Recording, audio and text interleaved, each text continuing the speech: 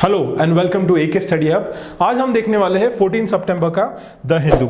Okay, सबसे पहले हम लोग देखें हमारा कोट फॉर द डे। ठीक है, तो आज का कोट फॉर द डे हमने लिया है हमारे फेवरेट राइटर जिनका नाम है युवाल नोआ हरारे। ओके, तो युवाल नोआ हरारे के हमने पहले भी कोट्स देखे, मैंने आपको बताया था ये हिस्टोरियन है, ये थिंकर है और बहुत अच्छे कमेंट्रीज इन्होंने अपने बुक में की है। राइट, आप चाहे तो उनकी बुक्स भी पढ़ सकते हैं। एक सेपियंस है, एक होमो डीएस है। ओके, तो ये काफी अच्छी बुक्स है, आप इन्हें पढ़ के बहुत अच्छी चीजें सीख पाओगे। तो हम लोग एक कोट उठाएंगे। पहला कोट कौन सा है? It is an iron rule of history that what looks inevitable in hindsight was far more obvious in at that time। ठीक है, क्या रूल है? हिस्ट्री का आयरन रूल है, एक बहुत ही मजबूत रूल है हिस्ट्री का। क्या रूल है वो? कि जो चीजें हमें इनएविटेबल लगती, कब? हाइंडसाइट में। मतलब हाइंडसाइट मतलब पीछे, जब हम पीछे मुड़ के देखते हैं, पीछे मतलब पास्ट में हम लोग देखते हैं, तो जो चीजें हमें ऐसी लगती कि भाई ये इनएविटेबल है। इनएविटेबल का मतलब होता है ऐसी चीज कि जो होने ही वाली है, जिसे रोका नहीं जा सकता है। राइट, इनएविटेबल जिसे कहते हैं हम लोग। तो जब हम पास्ट में देखते हैं तो हमें लगता है कि यार ये तो चीज होनी ही थी, ये तो होनी ही थी। बट वो समय में जब वो लोग वो टाइम जी रहे थे, उस टाइम वो चीज it was far from obvious. वो चीज इतना ऑब्वियस नहीं था कि वो चीज होगी। जैसे एग्जाम्पल लेते हैं हम मुगल डायनेस्टी का। आज हम देखते हैं कि औरंगजेब के मरने के बाद मुगल डायनेस्टी का कोलैप्स शुरू हो गया था। राइट, धीरे धीरे करके मुगल डायनेस्टी स्टार्टेड क्रम्बलिंग। आज हम लोग 10 चीजें लगा के बता सकते हैं अरे तो ये होना था, इट वाज इनएविटेबल। बट क्या उस दौरान ये कहना इतना आसान था कि अरे ये मुगल डायनेस्टी तो गिर जाएगी? नहीं था। It was far from obvious, it was not obvious. Right, इतना आसान नहीं था ये कहना कि मुगल डायनेस्टी गिरेगी। तो ये आयरन रूल है हिस्ट्री का। आज भी जो यूएस का स्टैंडिंग, यूएस सबसे सुपर पावरफुल नेशन है आज पूरी दुनिया में। बट आज हम लोग ये नहीं कह सकते कि आगे क्या होने वाला है। अगर हो भी जाए, लेट्स से कल यूएस का फॉल हो जाता है, इसका मतलब ये नहीं कि आज हम उस चीज को इतना ही ऑब्वियस तरीके से बोल पाएंगे। राइट, तो ये हिस्ट्री का बहुत एक इंपॉर्टेंट आयरन रूल है। राइट, क्विकली हम लोग अभी जाएंगे हमारे डेली डोज ऑफ वोकैब में। ठीक है, तो पहला वर्ड है नॉर्मेटिव। नॉर्मेटिव, ये जो वर्ड है नॉर्म से निकला है। नॉर्म मतलब होता है नॉर्मल, ठीक है, या स्टैंडर्ड। ठीक है, हमारे डे टू डे जो हमारा जीने का तरीका है उसमें बहुत सारे स्टैंडर्ड सेट है।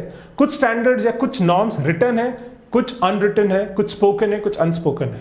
ठीक है, जैसे आप किसी के घर में जाते हो तो आप उन्हें पहले पूछते हो कि हम अंदर आए क्या। राइट, अगर वो आपके फ्रेंड ना हो तो ठीक है, पर इन जनरल आप किसी घर पे जाओ तो आप पूछ लेते हो। These are norms. ठीक है, ये रिटर्न नॉर्म्स नहीं है, किधर लिखा नहीं कि भाई ऐसा ही करना है। हम लोग उन चीजों को मानते हैं, this is normal, this is accepted to be normal. Right, किसी से मिलो तो हैंडशेक करो। पहले के जमाने में आप जाके किसी से हैंडशेक कर ले तो गुस्सा हो गया, तो पहले छूना एक दूसरे को इतना नॉर्मल नहीं माना जा रहा था। बट आज हम लोग देखते हैं हम किसी से भी हैंडशेक कर लेते तो उसमें इतना प्रॉब्लम नहीं होता है। राइट, तो तब वो नॉर्म नहीं था, but it is a normal today, it is a standard today. Right, इसे कहते हैं हम लोग नॉर्म्स। और नॉर्म से निकलता है एडजेक्टिव, दैट इज नॉर्मेटिव। जैसे नॉर्मेटिव हम लोग बोल सकते हैं कि नॉर्मेटिव लॉज। ठीक है, normative behaviour. Right, normal behaviour जो अभी हम लोग देखते हैं कुछ स्टैंडर्ड सेट है। राइट, तो नॉर्मेटिव का मतलब देखेंगे रिलेटिंग टू और डीलिंग विथ नॉर्म्स।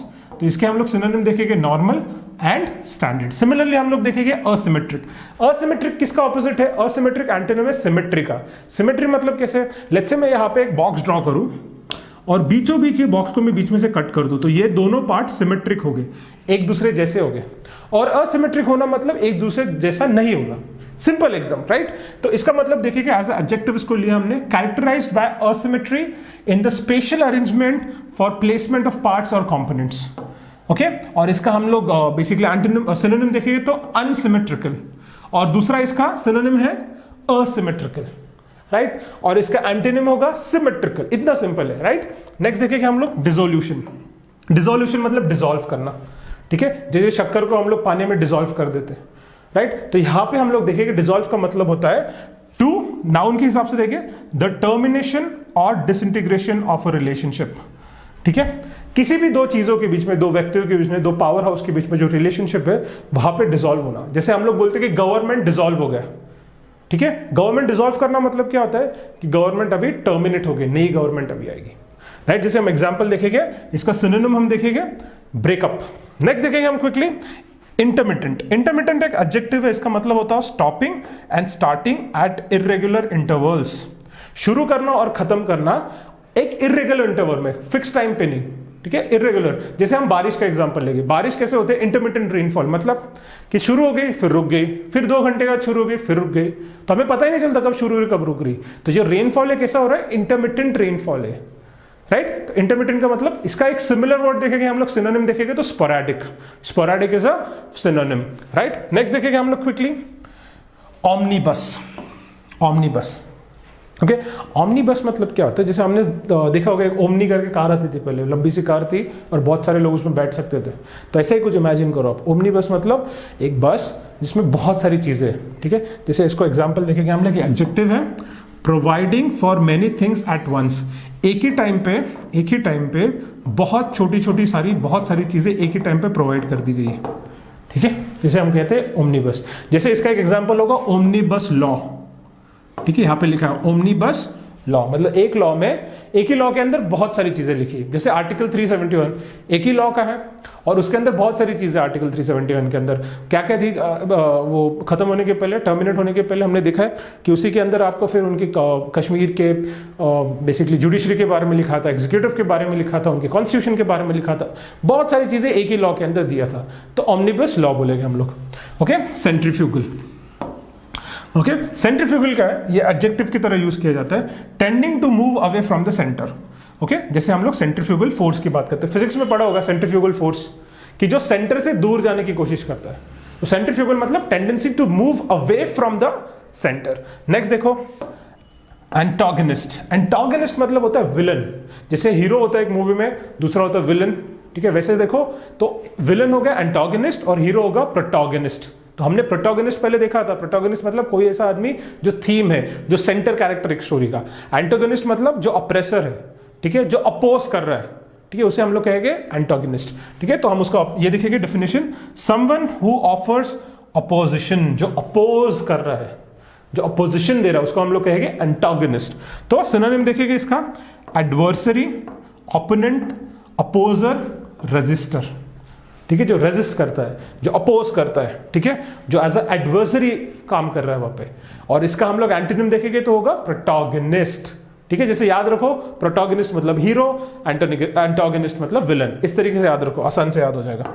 मोनोलिथ होता है noun, a single great stone often in the form of column और ऑब्लिक्स, ठीक है। मोनोलिथ मतलब एक बड़ा स्टोन, एक बड़ा स्ट्रक्चर स्टोन का, ठीक है, जो हम लोग देखते हैं मोनोलिथ माउंटेन्स या मोनोलिथ पीक्स, हमने देखा होगा, ठीक है। एग्जाम में भी ज्योग्राफी में बहुत बार ये यूज होता है वर्ड मोनोलिथ, ठीक है। मोनोलिथ मतलब एक जायंट स्ट्रक्चर या एक जायंट स्टोन, ठीक है, इसे हम लोग कहेंगे मोनोलिथ, ठीक है। क्विकली हम लोग अभी जो अपने वर्ड्स देखे ना, उसी के रिलेटेड हम लोग एक पैराग्राफ देखेंगे अभी, ठीक है। ये हिंदू का ही है, ओके। तो इसके लिए मैंने आपको 35 सेकेंड्स का टाइमर लगाया, तो क्विकली आप इसे रीड कर लेना।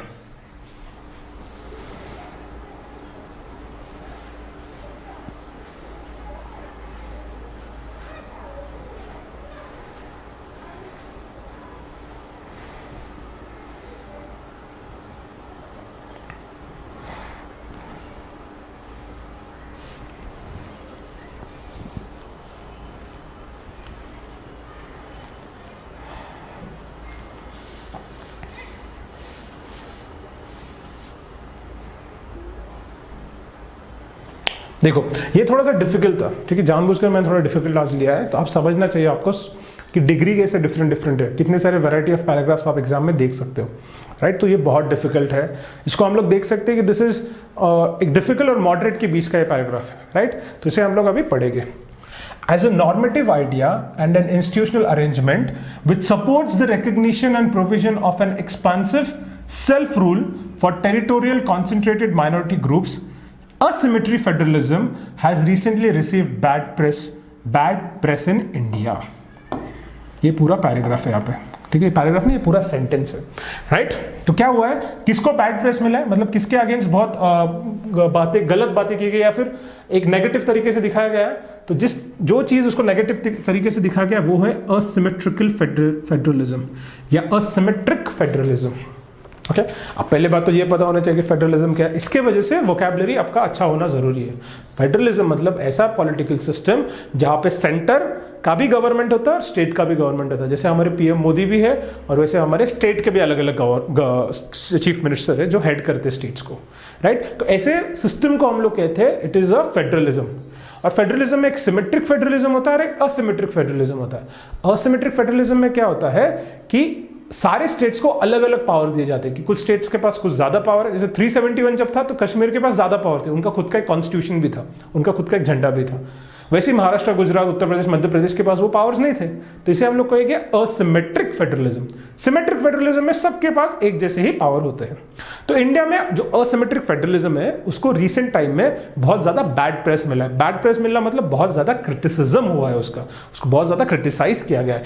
क्यों किया गया है? तो यहां पे देखो, नॉर्मेटिव आइडिया एंड, और इसको पहले डिफाइन कैसे किया उन्होंने असिमेट्रिक फेडरलिज्म को? तो उसे कहा गया एक नॉर्मेटिव आइडिया, एक normal idea and institutional arrangement. Constitution के अंदर दिया गया है ना असिमेट्रिक फेडरलिज्म, तो ये एक इंस्टीट्यूशनल अरेंजमेंट है which supports the recognition and provision of a expansive, ठीक है, एक्सपांसिव मतलब जो एक्सपांड करना चाहता है, self rule for territorial concentrated minority groups.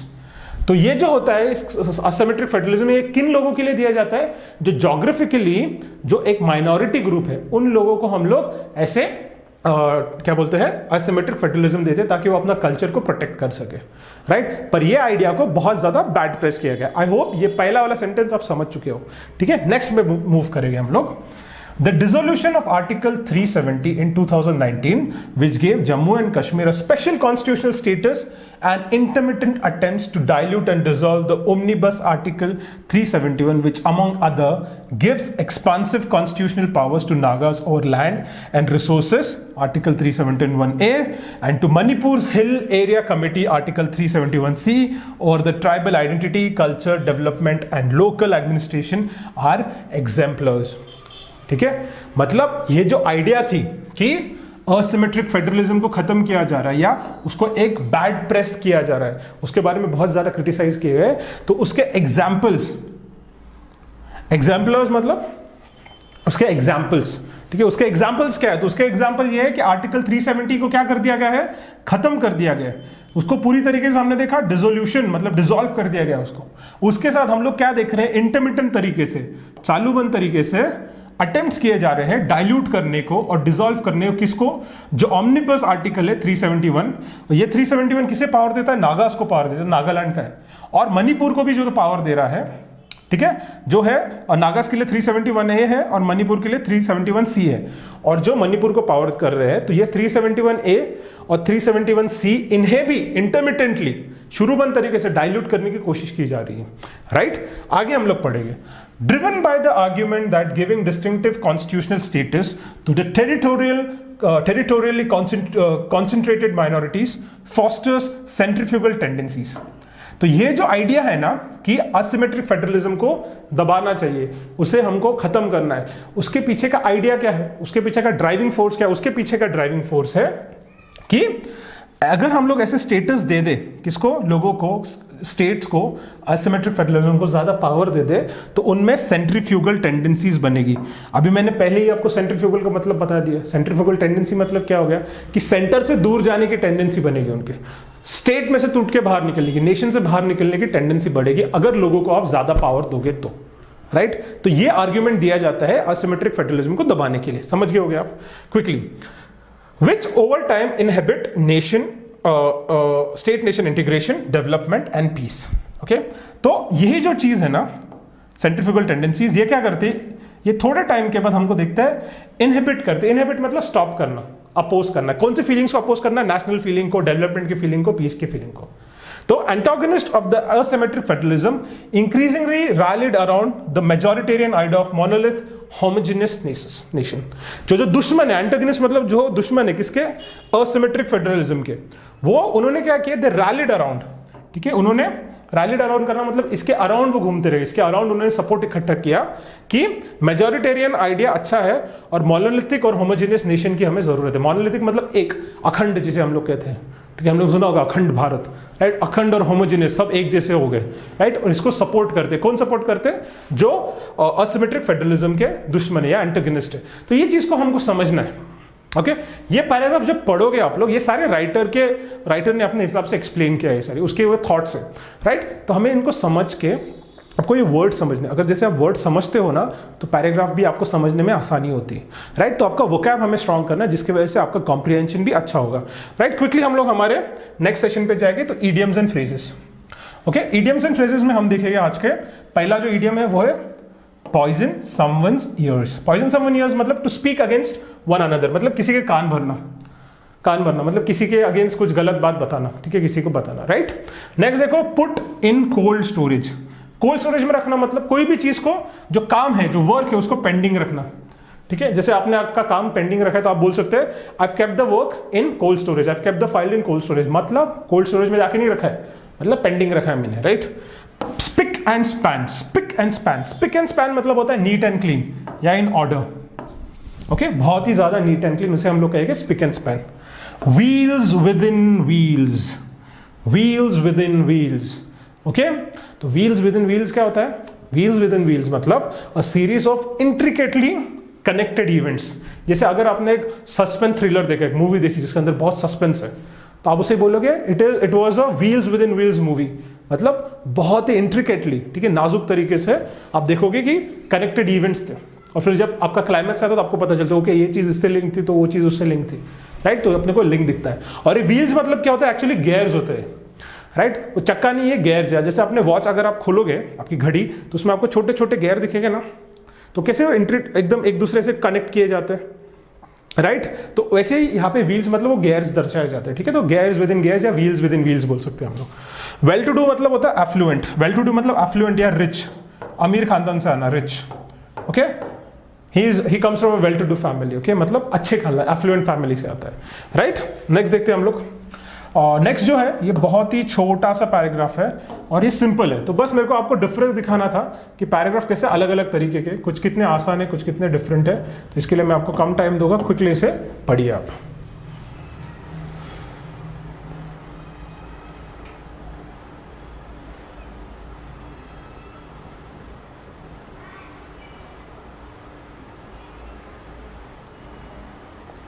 ये सिंपल है, मेरे को लगता है आप पढ़ लोगे इसे।